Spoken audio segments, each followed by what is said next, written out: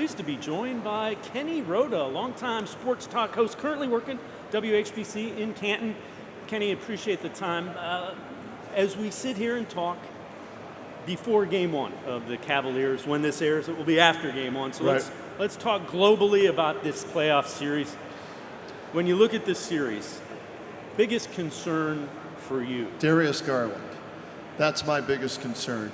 Simply because of the physicality of the playoffs, and Darius is more of a finesse player as he finishes at the rim with layups. You don't see him dunking like Spider Miller does, and bringing the house down. And that's just his style of play. And in the playoffs, especially with a team coached by Tom Thibodeau, they're going to blitz him, they're going to double team him, they're going to get physical with him. And he gets a little loose with the basketball, especially late in games as the pressure rises.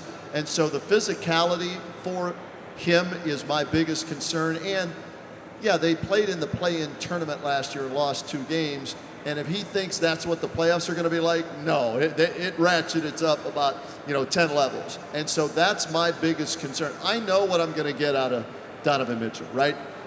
The stats tell us he'll raise his scoring average 3 to 4 points in the postseason. He has 2 50-point games when he was with Utah. He's been in the playoffs every year, so you know what you're going to get from him. I think, even though he's never been to the playoffs, I think I know what I'm going to get from Evan Mobley from the defensive end, and then hopefully they don't ignore him on the offensive end, because I think he can be a big factor in this series.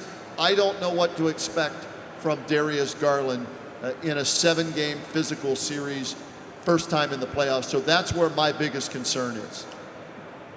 Fair to say, when I think of Darius Garland, he can score.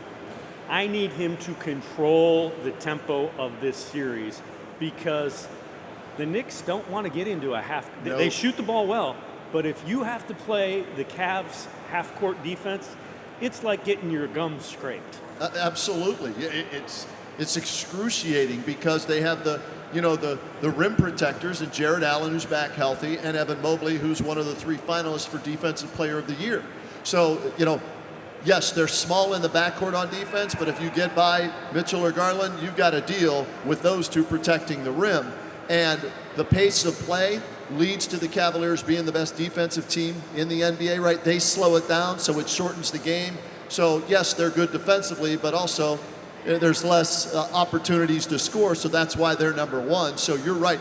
New York wants to run up and down, turn it into a track meet, and Darius Garland can't get caught up in that. Yes, you want to run when it's there, okay, and try and score easy buckets in the postseason, but you don't want to get into a track meet where all of a sudden you're turning the ball over, you're not getting a shot at the rim, and that, again, goes back to where I think, and it's a good point by you, he's got to be careful in controlling the tempo. But the good thing about that is I think Donovan Mitchell will handle the ball as much as DG does in this series, and he understands that from his experience. Yeah, I think Tom Thibodeau is going to try to speed him up any which way.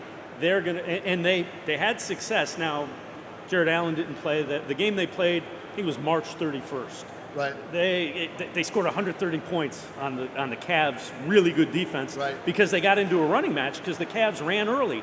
So that's one of the things that I want to see. And if it means Darius scores 18 points or 22 points, great. Dictate the pace. The numbers I will be looking at for Darius Garland are this: field goal percentage, turnovers. To me, smart shot selection and valuing the basketball. And to me, that's like you. That's more important than him getting 30.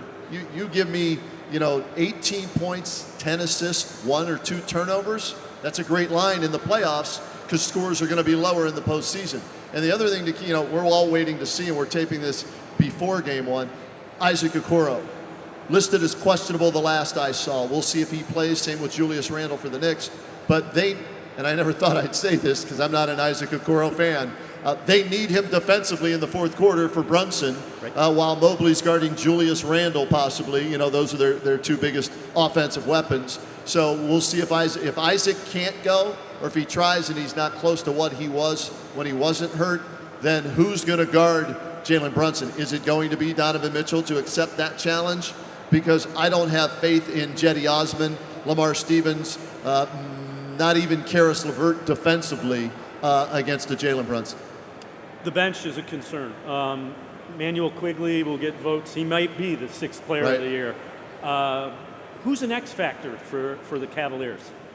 Well, the obvious is Karis LeVert because he's the most, and he wasn't consistent early in the year, but the second half of the season, he's been pretty consistent. So you need him to be that same Karis LeVert second half, not first half. But Ricky Rubio has been awful this year, and I know he's coming back from the ACL tear, and so he's probably not even close to 100% even though he's playing.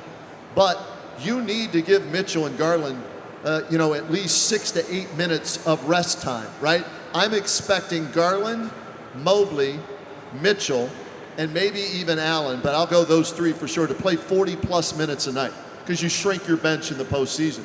But should one of those guys get in foul trouble, dare I say, you don't want to talk injury, but you need another ball handler, another guy that can give those guys a rest, and you're not in the negative going up against a deeper, better New York bench. So for me, Karis LeVert has to be consistent like he was in the second half, and you need a Rubio or a Danny Green, who they picked up, late in the season, but didn't play much because he was still, getting used to the Cavs system. Then he allegedly got sick, maybe it was COVID, whatever it was, and he only played the last 2 games, but he was very effective in the last 2 games shooting.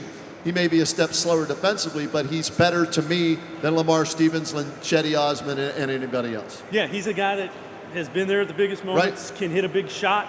The moment isn't going to be too big for Danny Green. Last 4 minutes of a game, I wouldn't be surprised if we see Danny Green on the floor for both ends. We'll know early in the series if he's ready to play by whether or not JB plays him at all. Because for a while there, I'm saying, why aren't you playing Danny Green? What are you waiting on? And then he was sick, and then the bench is definitely an advantage for the New York Knicks.